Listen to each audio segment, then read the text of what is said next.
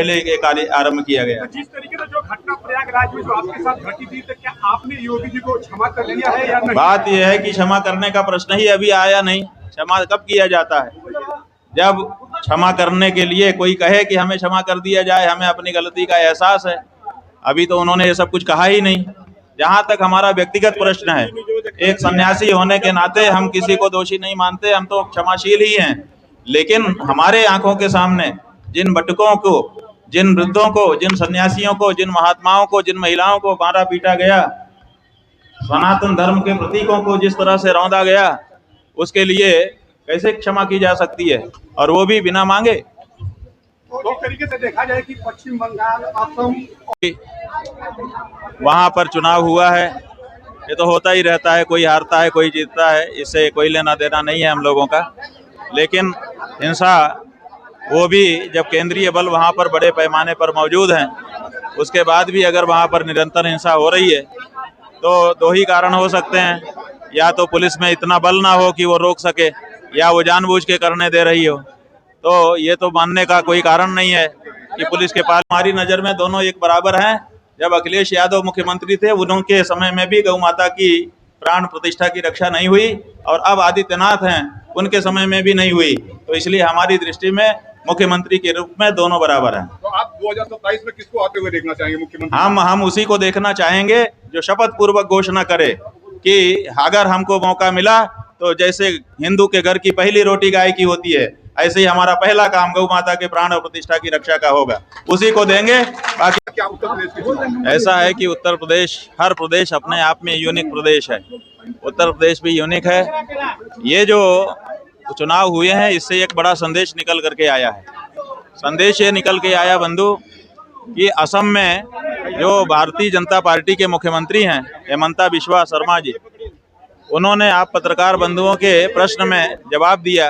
जब पत्रकारों ने उनसे पूछा कि आपको गौ हत्यारों का वोट चाहिए, तो उन्होंने एक क्षण का विलंब किए बिना तपाक से उत्तर दिया, क्यों नहीं चाहिए। इसका मतलब कि बीजेपी को अब गौ हत्यारों का वोट चाहिए। तो जिसको गौ हत्यारे का वोट चाहिए, उसको गौ भक्त क्यों वोट दे। इसलिए अब गौ भक्त उत्तर प्रदेश के तय कर रहे हैं कि इनको गौ हत्यारों का ही वोट लेने दो। एक हांडी में, एक मटकी में, एक कमंडल में गाय का दूध और गाय का खून दोनों नहीं रखा जा सकता है। इसलिए जो लोग गौ हत्यारों का वोट चाहते हैं, उनको गौ भक्तों का वोट नहीं मिलना चाहिए। ये है कि पिछले 10-12 वर्षों से जिनका शासन है, उनसे आप लोग नहीं पूछते हो। ये रोहिंग्या, ये विदेशी हमारी धरती पे घुस के आए कैसे? जब उनके हाथों में सीमा सुरक्षित थी, तो इनको घुसने किसने दिया, और इतने दिन तक इनको रहने किसने दिया? इसके बारे में सवाल उठाओ तो हम बात करें, अन्यथा क्या बात करें। आप लोग इस बारे में तो मौन रह जाते हो। जो असली दोषी है वो है जिसने उनको देश में घुसने दिया। विचार दिखाया जा रहा है कि भारतीय जनता पार्टी का जो बंगाल का कार्यालय है, उसमें स्टॉल लगा हुआ है।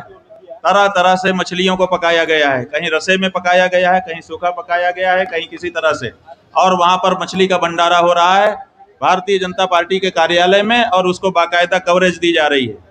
तो अब ये पार्टी हिंदू धर्म को कलंकित करने का काम करने लग गई है।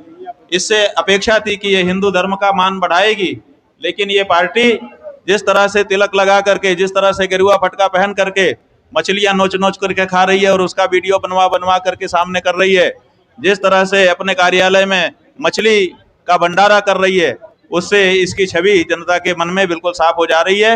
ये हिंदू धर्म की छवि को घटा रहे हैं, बढ़ा नहीं रहे हैं। इसलिए अब हिंदू का मन इनसे हट रहा है। ऐसा है कि संवैधानिक संकट नहीं है, ये भारत की न्यायपालिका की कार्य पद्धति है।